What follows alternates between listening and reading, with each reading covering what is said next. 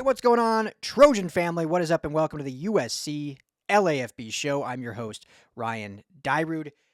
Big news, as always, in Trojan land. 2 more commitments coming through for the good guys. Yesterday, 5-star cornerback out of Ohio, Elbert Hill, officially commits. I said on the show a few days ago, he was the name I was most looking for to potentially commit this week. And officially, he did. Shortly, the day after. So, amazing commitment for USC. I was going to hop on yesterday when it happened and, talking to people and just kind of a little gut feeling. I had a feeling that another one was coming. So I was like, you know what, I'll wait a little bit and I can pop on, talk about both, not bore you guys with 2 separate ones. Although everyone is engaging, which is amazing. So I appreciate that, as always. Trojan fans have been good to me. It's been great. But lo and behold, this morning, Saturday, I was like, all right, I waited long enough. Got to get on and talk about Elbert Hill. We wrote about it a bit, but got to talk about it because this is huge. This is another big 5-star commitment from Ohio. Family loves it. He said he's, just feels like home coming here. I know that's been the theme of everyone saying that. And everyone kind of says that in their recruiting, but it certainly feels that way.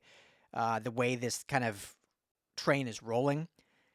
Lo and behold, then this morning, I wrote a prediction article last night that Luc Weaver, 4-star wide receiver out of Sherman Oaks, California, local kid, prediction that he would commit. Lo and behold, this morning, he sure does.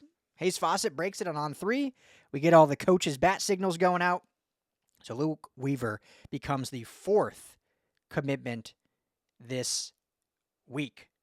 And I still don't think they are done. There's a lot of big names out there that are trending USC. I'm not necessarily saying it'll happen this week.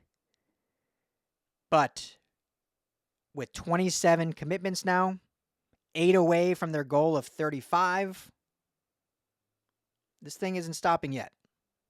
Here we are in May. I'm hoping by kind of July, the class is filled.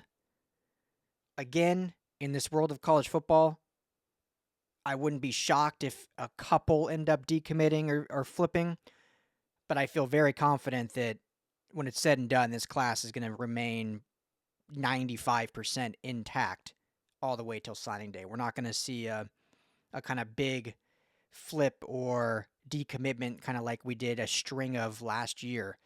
I don't think we're going to see that. And I've said many times, so I don't want to go into length about why, but this is just, a different strategy they're employing, different use with NIL they're employing, obviously a whole new staff that they're employing and have the ability. The coaching staff outside of a few hires is relatively similar, but the whole front office is brand new since, January, when Byrd was hired and then brought on the rest of his staff. And I just don't think... I don't know if people realize, and not saying everyone, I'm sure many of you astute listeners do, but maybe many on the outside, I don't think realize how impactful the front office hires are when it comes to recruiting.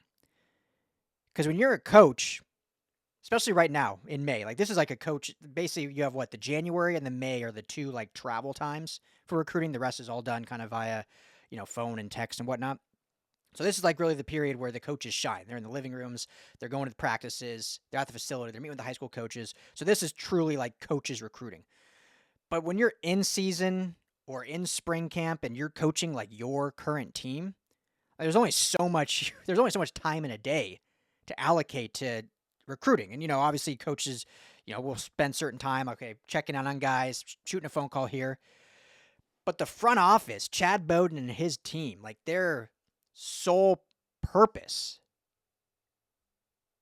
is staying connected and building relationships with these kids. And so I think that, on top of a lot of else that I've talked about with this class and why I really feel confident that the vast majority will make it all the way to signing day, aside from the NIL, the money, aside from how they're allocating it, giving some up front, but kind of contractually making ways to where guys can't back out in a way. They're not, real contracts, but there's certain stipulations you can put. Aside from all that, you actually have like a team of people continually checking in. I remember when Hayden Lowe decommitted, local kid, Oaks Christian, ends up decommitting, going to Miami. I think a lot of it was NIL related. I said that when it happened. I know many of you have said that. I've commented that. So I think that was the main thing. But what he said, we've got to take it for some truth, is that he felt not unloved, but felt less like a priority with USC, and Miami was continually pushing for him. And he felt like USC, once he committed, kind of just like let him fall to the wayside.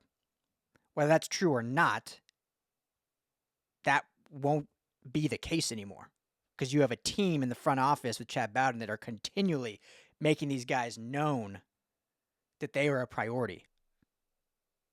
Nonstop. Relentless.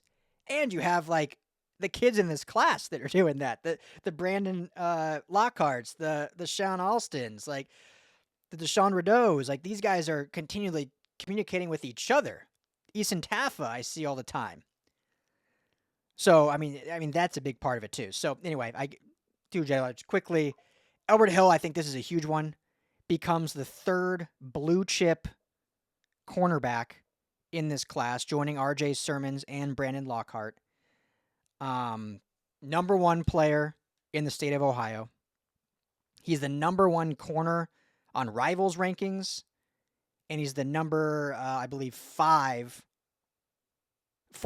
fourth ranked corner on On3's industry rankings. So whatever you look at it, top 5 corner in the country. And in On3's industries, he's 1 behind Sermons and I think 3 above Lockhart. So you got 3 corners in the top 8 or whatever. It's pretty impressive, with still Devon Benjamin and Brandon Arrington out there as potential. Now, we'll see now with this third one in this class. And you also have, Madden Riordan, and you have the other Boss Scout kid that right now I'm drawing a blank on his name, but another great. Here, I'll just find it here before I move on. I have all these things in front of me and too many names. This is great. When you got 27 names to talk about all the time, sometimes you can blank on it. Joshua Holland is the other Boss Scout kid. So, 5 total essential corners in this class already. So will they be able to get the likes of Arrington and more? We'll see. We'll see what that potentially can look like. But that the big thing about this Hill commitment, aside from 5 stars, the talent, the all that stuff, is he already said he's shutting down his recruitment. Right? I wrote about it after he committed. He told On3 in an interview, I don't know if it was with Wilt Fong or even our buddy Scott Schrader. But yeah, told On3 he shut down his recruitment. He had official visits still scheduled with Oregon and Alabama after USC's official visit in June 6th.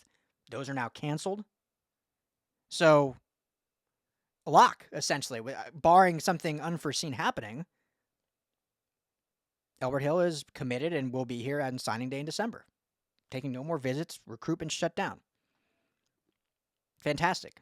Those are like the big kind of monumental things. A commitment's one thing. Shutting down a recruitment, in my opinion, is like the engagement. And then signing days like, signing days like the marriage. Obviously marriages can end in divorce, hence the transfer portal. But a commitment, to me, it doesn't work this way. But a commitment would be like, okay, I'm not dating anyone else. Even though most of these prospects still do. But that's how I would view it. I'm not going to commit until I'm not dating anyone else. But shutting down the recruitment, then, at least in these guys' eyes, to me, is like, that's the engagement now. We're engaged. Not married yet. Things can, unfortunately, fall through. We've seen many people have their engagements end before the marriage happens. That can happen, but it's a lot tighter bond and a lot less likely that something will happen, till you get to the marriage point, till you get to signing day. So hopefully that makes sense. So I think when a player announces they're shutting down the recruitment, that to me is a huge thing. Brandon Lockhart as well, which I don't think anyone had any doubt he was staying at USC. He's been committed since 2023, I think November of 23. He's been like the advocate for this class, for USC, for bringing the program back. But officially today, he shut down his recruitment as well.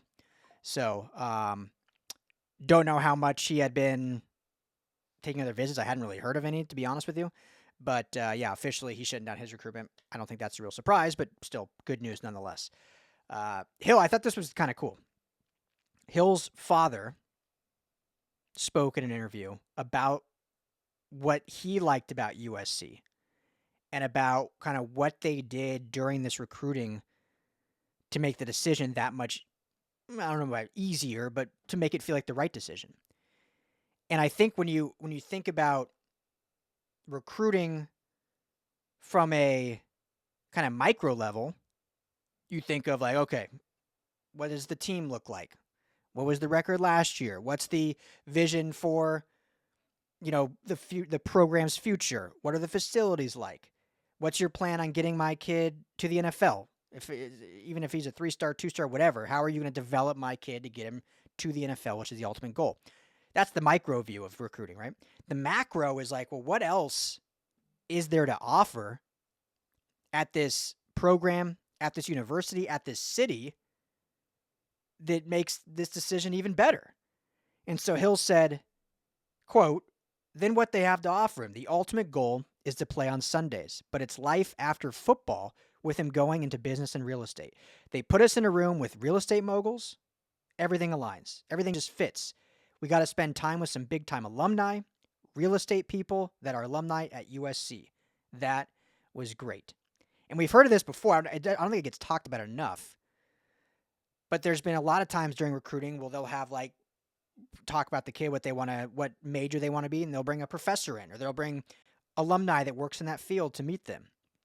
There's a lot of USC football players of the past, USC football alumni, that even if they went to the NFL, are now in other professions and work other jobs and still are involved in the program. Frosty Rucker, my good buddy, being one of them. Dude played 13 years in the NFL, but he's now retired. What is he doing? He's an entrepreneur. He works with investments. He does a bunch of other things. He's been able to talk to guys. And so someone in real estate been able to talk. So I think that's super powerful. And I'm sure other programs do that. But I think at USC, the network USC has with the alumni, but then just being in Los Angeles, I mean, it's pretty powerful. It's pretty powerful. A lot of schools have great alumni. Oregon, Alabama, Ohio State. But that network is not going to be as robust as what you have in Los Angeles. Because the alumni of the school is also going to have crazy connections just because of the way LA is. Like, if you're in Tuscaloosa, your connections are probably going to be away from Tuscaloosa. Most likely. I'm sure a lot of the big alumni of Alabama probably live in LA, depending on what the profession is. So just another powerful thing. So Elbert Hill, I think it's a huge commitment. Hats off. Doug Belk just absolutely killing it. Doug Belk, Coach Trevon Reed, just absolutely killing it. And then the other staffer, director of recruiting, Weston Zernekel, got a huge shout out that he was highly involved in this recruitment. And that's what I said kind of at the beginning of the show. Chad Bowden and his staff are so important in the recruiting and the retention because of how involved they are in this relationship building. So the coaches really set the precedent, but I bet you anything, Weston Zernekel was one of the ones that was integral in kind of making the connections with the real estate moguls and bringing in the alumni and then just continual communication while the coaches are coaching during spring camp. So the staff is just so much in a better place for this. So let me know your guys' thoughts on Elbert Hill. I think this is a huge one. Obviously, still would love to see, a Brandon Arrington potentially or Devon Benjamin.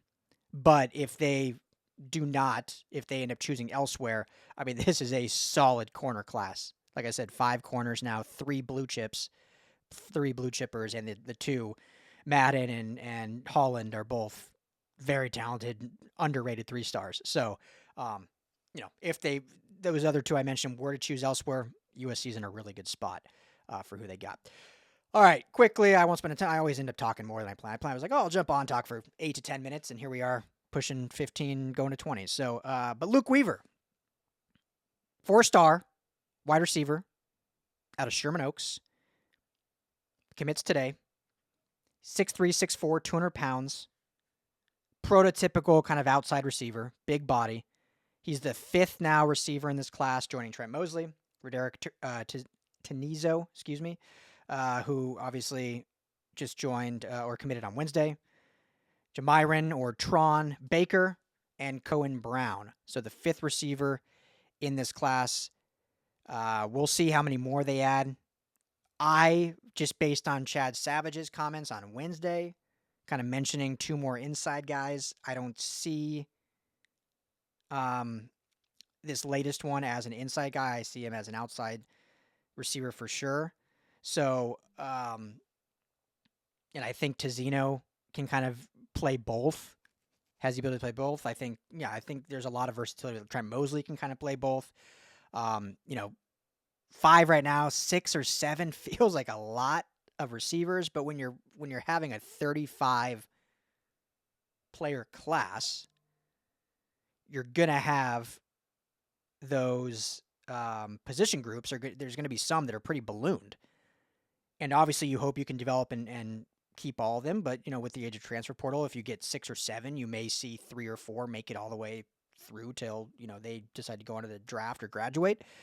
But right now you're just planning on like building this group and what you can do with them, and not, you're not worrying about the transfer portal in 2 years. So 5 feels like a lot. I'm sure many think they're done. I wouldn't be shocked to see 1 or 2 more. I wouldn't be shocked to see this class finish at 6 or 7, just because it's still pretty early and there's still some big names out there that we know USC is pushing after.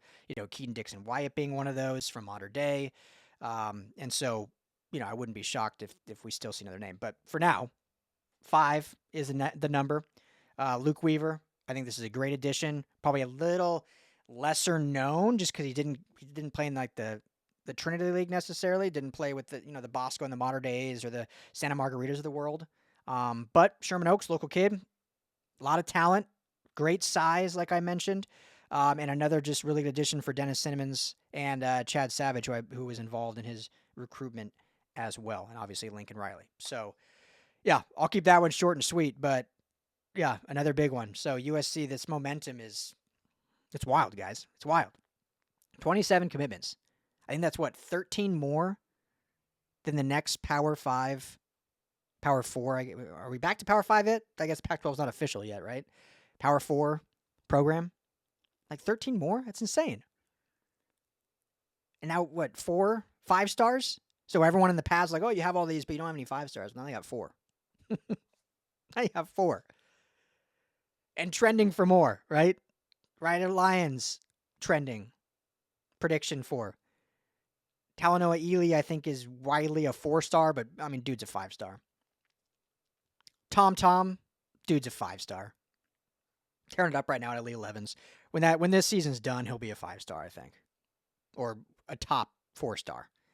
His rating on 3 is laughable, if we're being honest. So RJ Sermon's a 5-star now. Brandon Lockhart could end up being a 5-star or close to it. He's already elite, like what we say, top 8 corner as a 4-star, and might even jump up if he has a really good season at Loyola, and he's killing it on all the circuits. RJ Sermon's 5-star, bumped up to 5-star. He's fantastic. So this class can just keep going up, and it's impressive what they're doing, how they're doing it, why they're doing it, and the intention they're doing it with. And that momentum, I continue to believe, will spill over to this current team. To me, and I'll wrap up with this, and this is not on recruiting. This team's success this year comes down to quarterback play. Obviously, a lot of factors, right? The offensive line has to play better. The front 7 needs to play better. So we need to see that. But based on everything that's happened in the offseason, they addressed the front 7. maybe the deepest, most talented group in the Big Ten. You could for sure say probably top 3 with everyone. Michigan lost and Ohio State lost in the draft. Obviously, they'll retool those. Oregon lost as well in the draft. USC, you could argue, have the deepest front 7 on the defensive side. Certainly night and day difference from last year. So no matter what, it's going to be better than last year. The offensive line, I think there's questions about the offensive line. I love the additions of Wingfield and Reed. And obviously Tobias Raymond, that'll be the big, how did he develop from last year to this year, kind of taking over most likely that starting right tackle spot. Elijah Paige, can he play with consistency? We saw some games and look like elite tackle. Some games he's coming out of the halftime and not getting, whatever story you believe, getting replaced at halftime. So what Elijah Paige will we see? But I think overall, the offensive line will be better than last year. I think we talked about it last episode, but with Coach Hansen moving from tight end to line, I think that potentially is an upgrade as an offensive line coach in terms of technique and scheme. So we'll see what that looks like. Running backs look to be elite and deep. Wide receiver, Jacoby Lane and Makai Lemon are going to have unbelievable seasons this year. Secondary, one returning starter outside of Kamari Ramsey, but I feel like the group is going to be just as good, if not better. When you look at the additions of Harvey and Fitzgerald, plus the development now and the growth of Christian Pierce and Marcellus Williams and obviously DeCarlos Nicholson coming back. So quarterback is really the one position that is what the season's going to ride on. Because if Jaden Maiava can play like the Jaden Maiava of the second half of the Texas A&M Las Vegas bowl game, if Jaden Maiava can play like the Jaden Maiava of the Nebraska game in spurts, this USC team is going to have a really successful year. I don't want to get to predict. We're so far away. I got to see more in fall camp, but they will have a successful year. How you define success, everyone may be a little different. For me this year, it's 9+ wins. 9+ wins is a successful year this year. If Maiava plays like that, no question. If Maiava plays like he did in the first half of the A&M game or like the fourth quarter of the Notre Dame game, this could be a very interesting season. I still think they have enough, and like Riley says, he feels good about where the quarterback room is, that any of the guys can start, meaning Husson Longstreak already, Sam Heward. But they obviously will not have the trajectory that they could if Maiava plays like the Maiava that we've seen in the good moments. It's an obvious take. It's not rocket science, right? Usually your season is defined by how your quarterback plays. It's pretty obvious. But like 2 years ago, when the team went 8-5 with Caleb Williams, like they didn't go 8-5 because Caleb Williams didn't play good, right? Like Caleb Williams was still Caleb Williams. Everything around him kind of crumbled. This year, I think everything around Maiava will be really solid, and it's kind of going to be up to him to take it to that next level. I don't think, even if he's not great, I don't think they're going to be like a dumpster fire. I really don't. Maybe I'm too optimistic, but I just don't. But if he can elevate his game, play smart football, successful season. So we'll wrap it up with that. Another big recruiting win for this Trojans. The train rolls on. Let me know your guys' thoughts. I'm actually launching a forum probably today. I know I teased that a few episodes ago. I'm still trying to build it out. So bear with me. It's not going to look all pretty, I'm sure, at first. But yeah, we're going to launch a forum on lafbnetwork.com so we can put in recruiting news there. Obviously, we have articles up there. But I would love to get your guys' more thoughts in real time within the forum. Obviously, commenting on YouTube is fantastic as well. But yes, I should get that up today, hopefully this weekend. So by next episode, I will officially announce that the forum, the LAFB USC forum, is live, where we can all talk everything going on with our Trojans. So thank you, as always. Hit that like and subscribe button if you have not already. USC LAFB is the YouTube channel. If you prefer audio, Apple, Spotify, just search Salute to Troy. And as I always say, everything can be found on the LAFB network. That's LAFBnetwork.com. I'm Ryan Darrett. Everyone have a fantastic weekend. And as always, fight on.